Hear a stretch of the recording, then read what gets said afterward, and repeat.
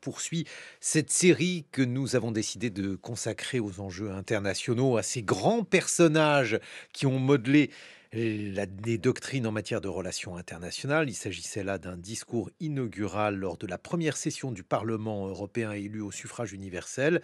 Et c'était la doyenne de l'institution. Alors bien au-delà de ce rôle symbolique, elle fut une pionnière de l'idée européenne, tour à tour infirmière de guerre, journaliste, éditorialiste, puis députée européenne. Bonjour Marion Gaillard. Bonjour. Vous êtes historienne, spécialiste des relations franco-allemandes et des questions européennes. On vous doit notamment Figure de l'Europe, c'est aux éditions Le Cavalier Bleu.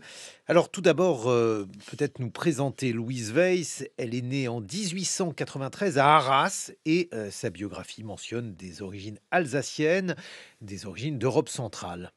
Oui, elle est effectivement née dans une famille alsacienne des deux côtés. Famille alsacienne qui a choisi la France en 1871 après l'annexion par l'Allemagne. Famille aisée, riche de la bourgeoisie, du côté du père, les industries minières, du côté de la mère, une grande famille aussi. Et c'est cette famille maternelle qui a des origines à la fois allemandes, tchèques et juives. Donc on peut dire d'une certaine manière que Louise Weiss est une femme des frontières, un peu comme les pères fondateurs de l'Europe. On dit toujours d'eux qu'ils sont des hommes des frontières, mais à Louise Weiss, c'est un petit peu vrai aussi.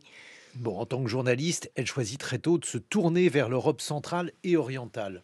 Oui, effectivement. Donc, alors avant cela, elle fonde en pleine guerre encore en janvier 1918 l'Europe nouvelle qu'elle va consacrer, dont elle va faire une tribune pour évoquer les différents aspects économiques, sociaux ou diplomatiques de l'Europe qui se forge après la Première Guerre mondiale. Mais elle quitte brièvement l'Europe nouvelle parce qu'elle est en désaccord avec le cofondateur et financier Hyacinthe Philouz, et elle part là, notamment pour le Petit Parisien, faire des reportages à Prague, à Vienne, à Varsovie, à Budapest. C'est une Europe qu'elle affectionne. Elle a rencontré pendant la guerre, notamment Beneš et Masaryk, les exilés de Tchécoslovaquie qui seront respectivement présidents après. Et donc, elle en rapporte des reportages pour faire connaître un peu au public français cette nouvelle Europe, effectivement, ces jeunes démocraties qui sont en train d'émerger sur les ruines de l'Empire d'Autriche-Hongrie. Bon, alors dans quelle tradition intellectuelle s'inscrit-elle, Louise Weiss? Expliquez-nous, Marion Gaillard. Alors, elle l'a fait, elle s'est battue, j'allais dire, pour faire des études, hein, comme beaucoup de femmes des milieux bourgeois. Son père est opposé au fait qu'elle fasse des études. Il l'avait envoyée dans une école de jeunes filles pour devenir une bonne ménagère en Allemagne.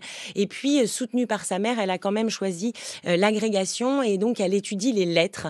Donc, elle est plutôt axée sur la littérature, plus que sur justement la diplomatie, la science politique ou les relations internationales. Et ça se sent sans doute dans son engagement ensuite, parce que, en fait, c'est un engagement assez intellectuel. Il n'y a pas dans l'Europe nouvelle d'articles réellement sur des projets concrets d'unification européenne, comme on a pu en voir dans les siècles précédents, que ce soit avec Dante dans De Monarchia ou avec Émeric Crusset ou Kant, par exemple. C'est vraiment une réflexion plutôt philosophico-intellectuelle sur l'Europe, mais surtout sur la paix. Elle est obsédée par la paix. Pourquoi est-elle obsédée par la paix? Alors, les gens obsédés par la guerre, remarquez, ça existe, hein, Oui, ça Marion existe Gaillard. trop On a, d'ailleurs. on a d'ailleurs, on a d'ailleurs une liste de personnes obsédées par la guerre. Mais je veux dire, comment imagine-t-elle pouvoir faire la paix? À quel prix peut-on faire la paix? Alors, son engagement pour la paix vient sans doute du fait qu'elle est d'une famille effectivement de frontières, si je puis dire. Mhm. Et puis aussi, comme vous l'avez mentionné en introduction, elle a été infirmière, elle a soigné des blessés, elle était jeune, elle avait à peine 21 ans, donc il y a un trauma. Ensuite, elle veut favoriser le dialogue, c'est ce que je disais. C'est-à-dire qu'elle veut faire de l'Europe nouvelle un espace de dialogue, de formation des lecteurs aux questions internationales. Mais elle va plus loin parce elle dit, je veux être journaliste pour faire la guerre à la guerre. Et c'est le but de l'Europe nouvelle. Mais ensuite, en 1930, elle va aller plus loin puisqu'elle crée la nouvelle école de la paix, dans laquelle elle invite aussi des gens à faire des conférences pour expliquer les relations internationales internationales. Et il y a cette idée de comprendre les relations internationales et la prévention des conflits, ce qu'on va retrouver plus tard dans la création. Elle cofonde aussi dans les années 70 l'Institut français de polémologie, qui est la science de la prévention de la compréhension des conflits. Avec Gaston Boutoul. Voilà, exactement, sociologue français spécialiste de la guerre, justement. Mais elle axe beaucoup les choses, je crois, sur le dialogue et interculturel. Elle pense l'Europe comme une entité culturelle. Et donc, cette nouvelle Europe, pour elle, c'est une Europe où les pays pourraient dialoguer, notamment au sein de la Société des Nations, dans laquelle elle place beaucoup d'espoir. Bon, alors quelle a été l'influence de sa formation intellectuelle, justement, peut-être pour parachever ce portrait, Marion? Oui, bah c'est le fait que, précisément, je crois qu'elle n'a pas de formation spécifique. C'est une pionnière, c'est une précurseur de l'Europe et à ce titre, elle a un rôle dans la géopolitique, mais c'est pas quelqu'un qui a pensé techniquement l'Europe. Et ça, on le retrouve avec sa formation, qui est une formation assez large de littérature. Elle est partie à Oxford. Donc, elle a connu aussi, pour une femme du début du XXe siècle, les voyages.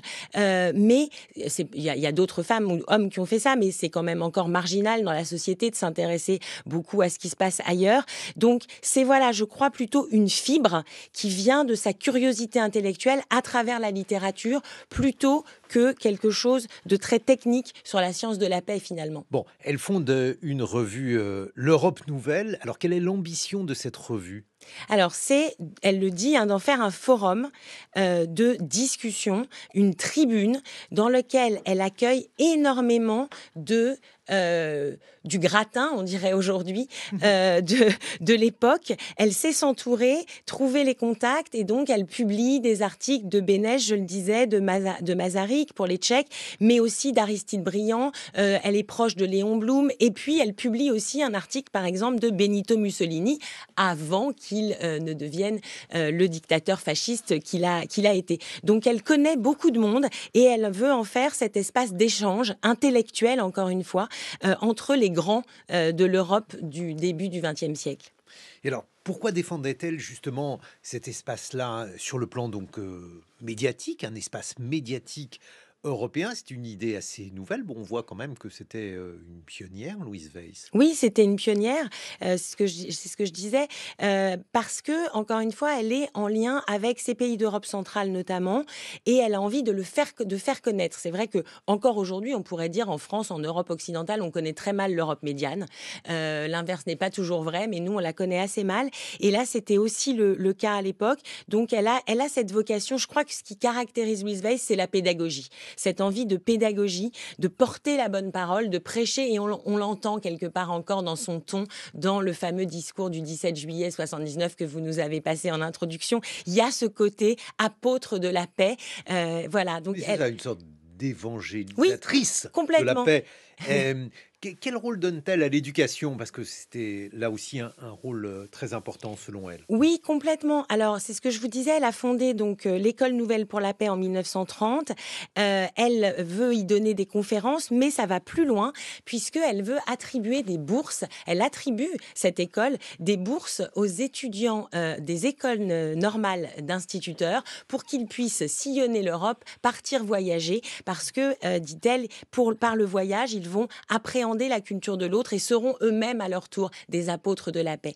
Et ce qui m'a intéressée là-dedans, c'est aussi les ponts qu'on peut faire avec Stefan Zweig, par exemple, qui parle beaucoup d'éducation et de voyage dans son fameux livre Le Monde d'hier, Souvenir d'un Européen, qui est son dernier livre. Mais j'ai découvert aussi une conférence absolument incroyable de Stefan Zweig qui date de 1932, donc la même époque, qui s'appelle La désintoxication morale de l'Europe, dans lequel il dit, d'une part, il faut arrêter d'enseigner l'histoire politique aux enfants, parce que l'histoire politique, c'est l'histoire des guerres. Il faut leur enseigner l'histoire culturelle qui unit l'Europe, 1932.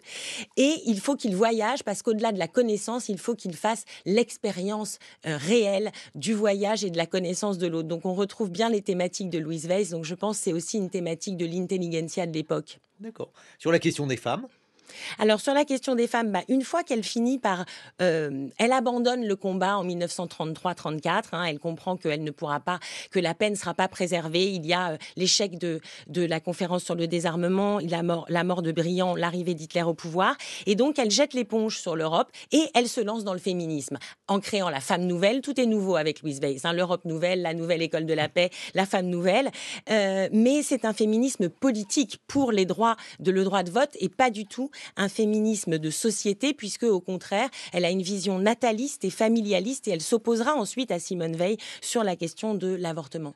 Bon, elle devient membre du RPF après la Voilà, guerre. voilà. Alors, ce qui est paradoxal avec Louise Weiss, c'est qu'elle est une pionnière dans les années 20, mais qu'on ne la retrouve absolument pas dans les milieux européistes du début des années 50 et de la fin des années 40. Elle ne participe absolument pas à la création des communautés et notamment pour cette raison, sans doute, c'est que elle a adhéré au Rassemblement du peuple français, c'est-à-dire le parti gaulliste, qui s'oppose à la construction européenne, qui a voté contre tous les traités européens des années 50. Donc elle est un peu écartée de ce milieu-là à partir de la fin de la Seconde Guerre mondiale. Et elle le retrouve finalement en acceptant de se retrouver sur la liste RPR menée par Jacques Chirac en 1979, lequel RPR s'était opposé à l'élection du Parlement européen au suffrage universel et au système monétaire européen. Donc, parcours un peu D'accord, étrange que celui de Louise. un peu paradoxal. Bon, aujourd'hui, on peut terminer là-dessus, Marion Gaillard. La tour principale du Parlement européen porte son nom. Oui, donc malgré ce parcours un peu chaotique, je crois que son rôle de pionnière, et a fortiori en tant que femme, a été reconnu par les institutions européennes en lui attribuant, son nom Au firmament au bâtiment de l'histoire principal du européenne. Parlement européen, qui est un bâtiment en verre pour symboliser la transparence de la démocratie, ce qui plairait sans doute à Louise Weiss. Merci beaucoup Marion Gaillard. Merci Je à vous. rappelle, votre livre Figure de l'Europe, c'est aux éditions du Cavalier Bleu. Dans Merci quelques beaucoup. instants, comment changer le plomb en or? Eh bien, c'est avec Science et c'est avec Alexandra Delbo.